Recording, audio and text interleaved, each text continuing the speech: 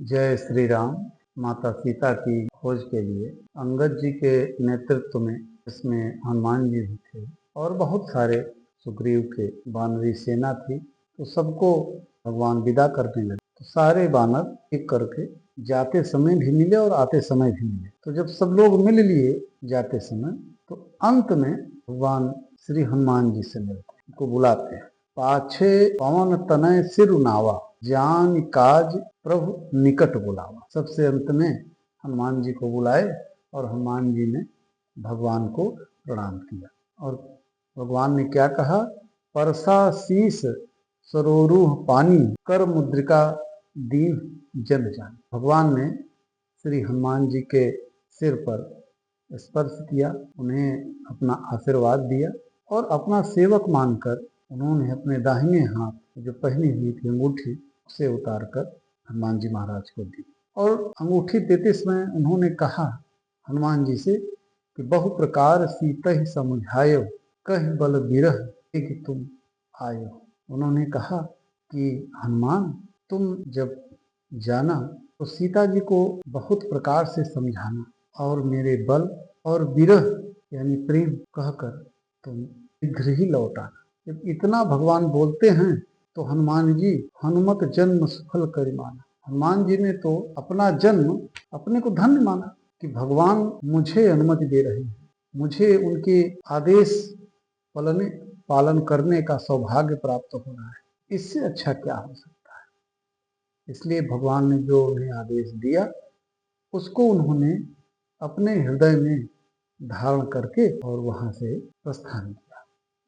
यद्यपि देवताओं की रक्षा करने वाले प्रभु सब जानते हैं तो भी वे राजनीति की रक्षा कर रहे हैं और देखिए नीति की मर्यादा रखने के लिए सीता जी का पता लगाने को जहां तहां बानरों को आखिर भेज ही रहे हैं ना। सारे बानर नदी, तालाब, पर्वत और पर्वत की कंदराओं में खोज रहे हैं।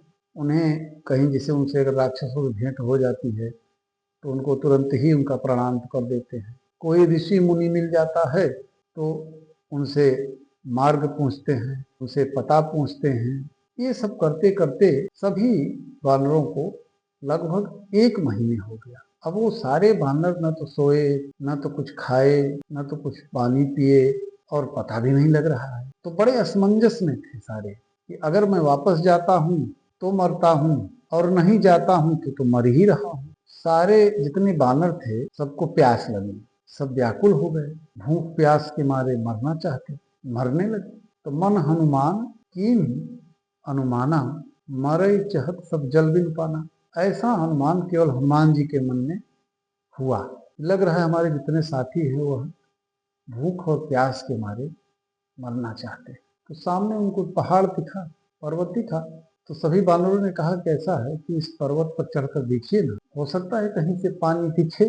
तो हनुमान जी ने कहा कि भाई जाइए, आप तो कोई जा सकते हैं। लेकिन उसमें भी कोई जाने की स्थिति में था, भूखे प्यास से कैसे उनकी हिम्मत पड़े। तो हनुमान जी ही गए, ऊपर से देखा। उन्होंने देखा तो चोटी पर चारों तरफ तो एक गुफा थी जिसमें चकवे, बगुले, हंस आदि जा रहे थे। चक्रबाक बक हंस उड़ाही, बहुतक खग सहित ही माही।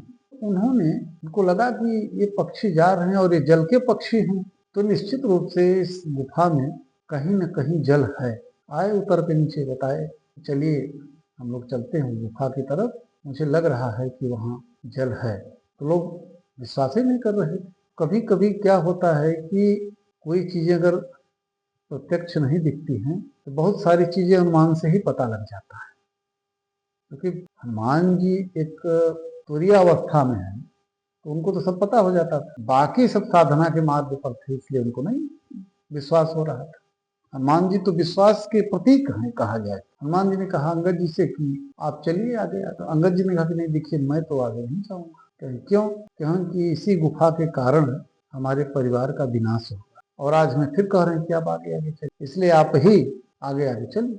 तो बहरहाल वहां भी हनुमान जी जिधर भी उनको फिट कर दीजिए। हनुमान जी की यही आदत है ना कि ऊपर जाना हुआ तो गए, आगे चलना है तो गए, पीछे होना है तो पीछे हो जाएंगे, अगल बगल कहीं भी सेट हो जाते हैं। तो हनुमान जी सबको लेकर गए, वहाँ देखें तो एक तेज और बहुत सारे रसीले फल, सरोवर और सब दिखा। ऐसे ही इन लोगों ने इनको नजर आया तो उस गुफा के भीतर तपस्विनी स्वयं प्रभा विराजमान थी। तो स्वयं प्रभा पूछा कि आप लोग कौन हैं? उन्होंने बताया। तो उन्होंने कहा कि ठीक है, आप लोग जाइए, पहले भूखे प्यासे हैं, स्नान कर लीजिए, वगैरह खा लीजिए, फिर आइए तो मिलिए, तब बताइए। तो सारे वानर लोग, हनुमान जी के अलावा सब लोगों ने खाया पिया, स्नान ध्यान सब कुछ किया। फिर जब लौट कर आए तो स्वयं प्रभा से सारी बातें बताने लगी कि हम लोग 1 महीने से माता सीता की खोज कर रहे हैं और सोए नहीं और मिले नहीं। तो उन्होंने कहा कि आँख खोल करके खोजे हैं कि हाँ? तो कहें ऐसा करिए, अब आप लोग आंख बंद करिए। अब देखिए, आंख बंद करने का मतलब अर्थ होता है कि विश्वास का प्रतीक। अब आप लोग आंख बंद करिए और आप लोगों को माँ सीता अवश्य मिलेंगी। सब लोगों ने जैसे ही आंख बंद किया वैसे ही स्वयं प्रभा जी ने अपने तपोबल से सब के सब को समुद्र के तट पर पहुंचा दिए, जहां संपादी। और स्वयं प्रभा उसके बाद वहां से वो निकलती हैं और प्रभु के शरण में जाती हैं। भगवान की अनन्य भक्ति प्राप्त कर उनसे आशीर्वाद लेकर वह बद्रिकाश चली जाती हैं। और इधर अंगद जी, हनुमान जी और सारी वानरी सेना का संपाति से मुलाकात होती है।